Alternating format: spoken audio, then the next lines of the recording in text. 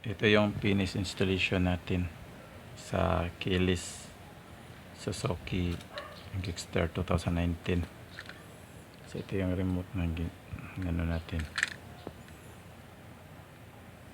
So yung purpose pala nito, kaya nilagyan ko ng, ginawan ko ng keyless installation, pero pwede mo rin siya i-operate ng manual by using this key. So ito, so yung purpose kasi, either may iwanan ko yung susi, so may remote pa ako, pero itong remote na to hindi ko isabay na nakakabit dito sa isang panglagyan lang, itong remote na to at saka yung susi. So iano ko siya, wala ito na sa akin, tapos itong susi dito sa kitchen sa key holder. So ayan, yung button na D, ito yung button para sa arm. Ibig sabihin pag naka arm na siya is ready to start, tapos yung C naman is to disarm doon sa device na kinabit natin doon. So tapos itong B naman, ito yung anti-theft, ito yung anti-theft. Tapos itong A, ito yung start para sa motor natin. So tapos yung sa kinabit din natin doon sa motor na yan, yan sa motor na yan, yung safety features niya is pag naka-engage yung first gear mo, either first gear, second gear, third gear, fourth gear, fifth gear, or sixth gear, hindi mo may start yung motor by using this remote, except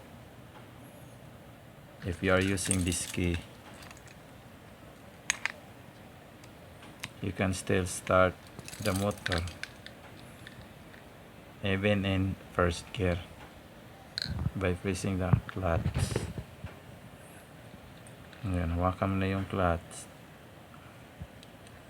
Halimbawa, ginamit mo yung remote automatic, tapos accidentally namatayan ka na doon sa gitnaan ng traffic. So no need to press this remote. Isang bisis mo lang siya pindutin, itong D na to, na once na press mo to, naka-arm na siya. Yung indicator niya dito na kulay blue, yung kulay blue na yun dyan,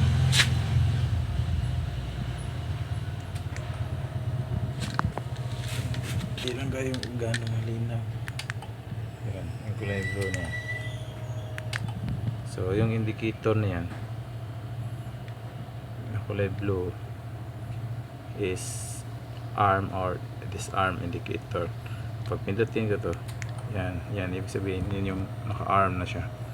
Pag pindutin ko itong C, yun yung naka-disarm, patay din yung ilaw na yan. So pag pindutin ko itong A, mag-i-start na yung motor once na naka-neutral siya. Yan, neutral. So yung ilaw ko naka-on, pwede ko rin yan i-off.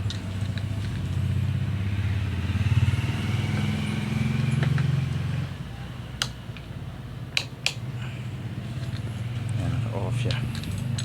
Yung ilaw pala, yung eyeball niya, kinabit ko lang yan. Yung original niya wala siya. Tapos so yun, so ibig sabihin naka-arm na to ha, kasi naka-ilaw na siya dito. Kulay violet niya. So ibig sabihin ready to start na siya. Naka-neutral siya. Ito. Ayan. Pwede mo siya may start. Pwede mo rin siya patayin.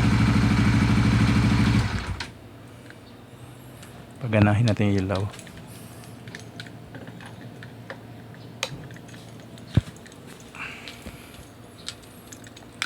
So yun, halimbawa yung safety features na sinasabi ko kanina, pag naka-engage yung gear ng motor, halimbawa habang nagbibiyahe ka tapos pinarada mo sa gilid, may mga bata, biglang inapakan yung first gear, hindi mo napansin kasi iniwanan mo yung motor. Pagbalik mo, naka first gear siya.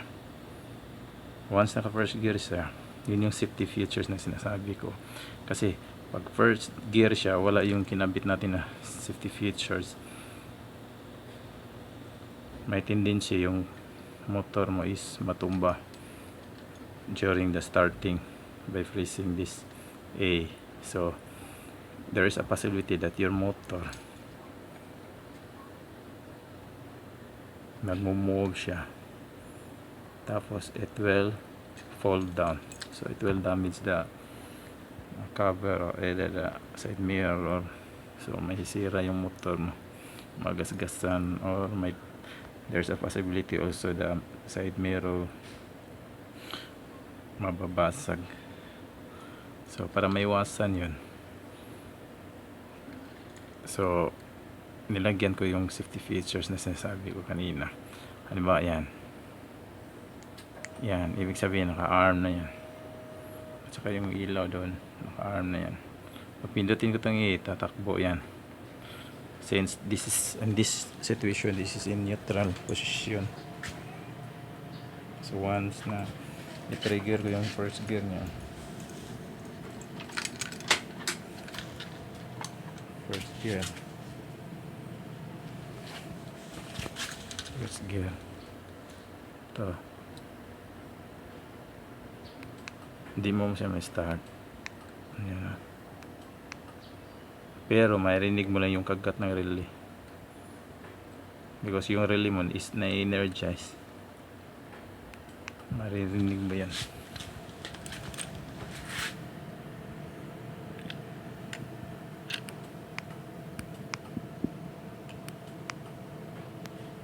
Yun. Kahit second gear ko pa to, hindi mo pa rin mapatakbo yan, kasi naka-engage yung gear niya.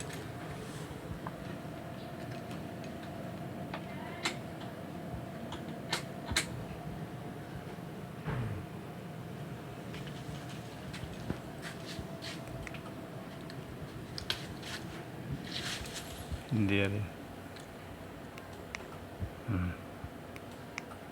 Hindi rin.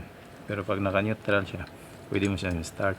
Pero pwede mo rin siya ma-start by using manual, by pressing that manual start button. So pero hawakan mo tong clutch kasi tatakbo yan.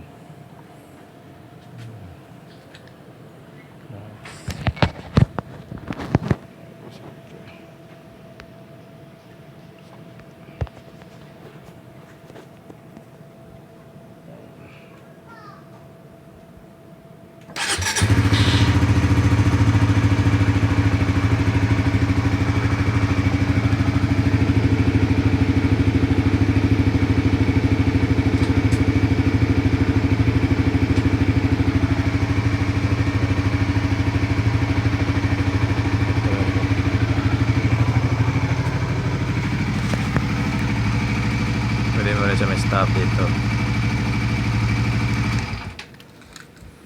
Yun. So, pwede mo rin siya ma-operate ng manual.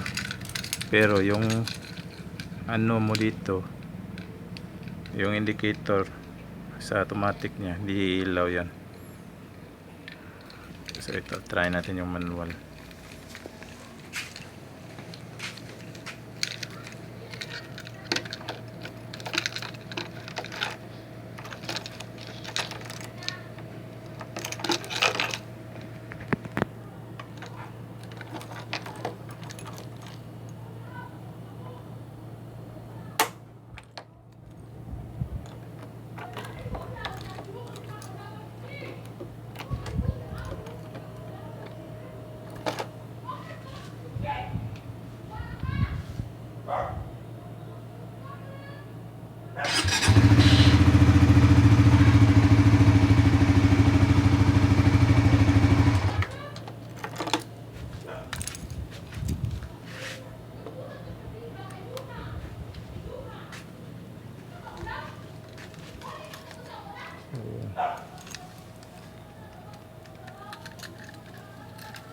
So ito pala yung Suzuki GSX-S150 2019.